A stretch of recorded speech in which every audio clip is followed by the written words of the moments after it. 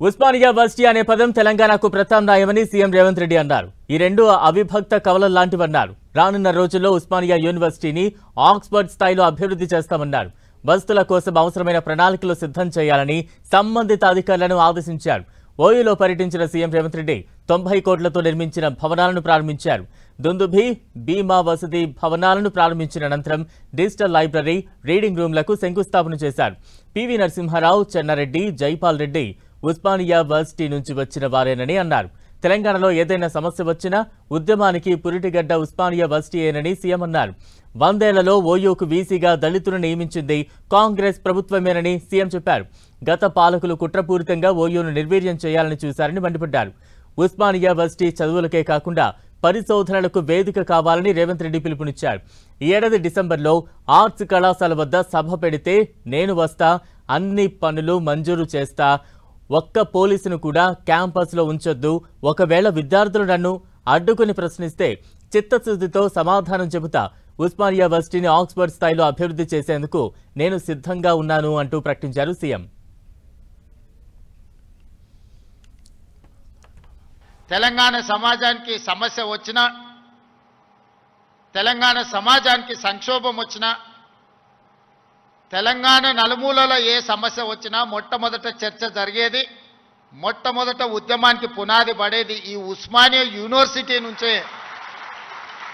కేవలం ఉస్మానియా యూనివర్సిటీ చదువుకోవడానికి, ప్రభుత్వ ఉద్యోగాన్ని సాధించడానికి కాదు. ఈ తెలంగాణ సమాజమైన 4 కోట్ల ప్రజలకు ఏ సమస్య వచ్చినా ఆ సమస్య మాదిగా భావించి చదువుతో పాటు పోరాటాన్ని నేర్పిన ఉస్మానియా యూనివర్సిటీ ఈనాడు తెలంగాణ రాష్ట్ర సాధనలో రాజకీయ పార్టీలు, రాజకీయ నేతలు వైఫల్యం చెంది ఇక మా వల్ల కాదు అని కాడి కింద పడేసినప్పుడు ఉస్మానియా యూనివర్సిటీ విద్యార్థులు ఉద్యమ బాట పట్టిన తర్వాతనే ఈ తెలంగాణ రాష్ట్ర సాధన కళ సాకారమైంది. ఓటు హక్కు రాజీవ్ గాంధీ గారు 18 సంవత్సరాలకు తగ్గించినప్పుడు ఐఏఎస్, ఐపీఎస్లు 21 సంవత్సరాలు నిండిన వాళ్ళు ఈరోజు పరిపాలన సాగిస్తుంటే శాసనసభలో 21 సంవత్సరాలు నిండిన యువకులు ఎందుకు ఎమ్మెల్యేలుగా ఉండకూడదో ఒకసారి ఆలోచన చేయండి. యువ నాయకత్వం ఈ దేశానికి అవసరం ఉన్నది. ఇవాళ ఈ దేశంలో ముఖ్యంగా తెలంగాణ రాష్ట్రంలో 18 సంవత్సరాలు పైబడి 35 సంవత్సరాల లోపల ఉన్న జనాభా 65%. ఇదే దేశం యొక్క సంపద. ఈ యువ సంపద, ఈ యువ మేధస్సు ప్రపంచ దేశాలకు ఎగుమతి అయి ఇవాళ అమెరికా, సింగపూర్లను అత్యంత ధనిక దేశంగా రాణించడానికి మన వాళ్ళ శ్రమ ఉన్నది, మన వాళ్ళ చెమట ఉన్నది. మరి ఇతర దేశాలకే తమ మేధా సంపత్తిని కరిగించి సంపద గల దేశంగా మారుస్తుంటే మన రాష్ట్రాన్ని సంపద గల రాష్ట్రంగా మనం ఎందుకు మార్చుకోకూడదు? మన యువకులు ఎందుకు మన అభివృద్ధిలో భాగస్వాములు కాకూడదు? ఒకసారి ఆలోచన చేయండి. ఈరోజు పట్టణ ప్రాంతాలలో లేకపోతే యూనివర్సిటీలలో కాదు, చిన్న చిన్న కాలేజీల్లో, జూనియర్ కాలేజ్, డిగ్రీ కాలేజీల్లో కూడా విద్యార్థులు గంజాయి సేవించే పరిస్థితి వచ్చింది. ఇది తెలంగాణ సమాజాన్ని నిర్వీర్యం చేసే ప్రమాదం పొంచి ఉన్నది. ఇవాళ గంజాయి, డ్రగ్స్ తెలంగాణ సమాజాన్ని, యువతను పట్టి పీడిస్తున్నాయి.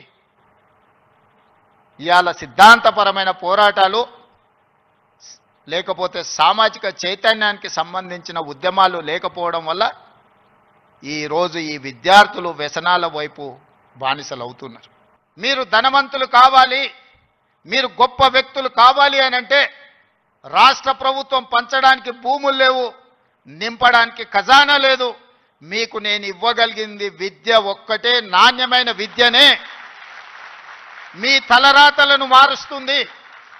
మీ తలరాతలు మారాలంటే మీరు చదువుకోవాలి. చదువు ఒక్కటే పరిష్కారం. చదువు ఒక్కటే మిమ్మల్ని గుణవంతులు చేస్తుంది, ధనవంతులను చేస్తుంది, శ్రీమంతులు చేస్తుంది.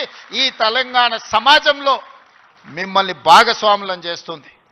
చదువుకునే వయసులో మీరు ఇతర వ్యాపకాలకు లోనైతే జీవితాంతం బాధతోని కుళ్ళి కృషించి చావాల్సిన పరిస్థితి వస్తుంది. తెలంగాణలో ఏనుగులు అనేటివే లేవయా, సింహాలు అనేటివే లేవు. మానవ రూపంలో ఉన్న మృగాలు ఉన్నాయి, అవి ఫామ్ హౌస్లలో ఉన్నాయి. వాటి నిర్బంధ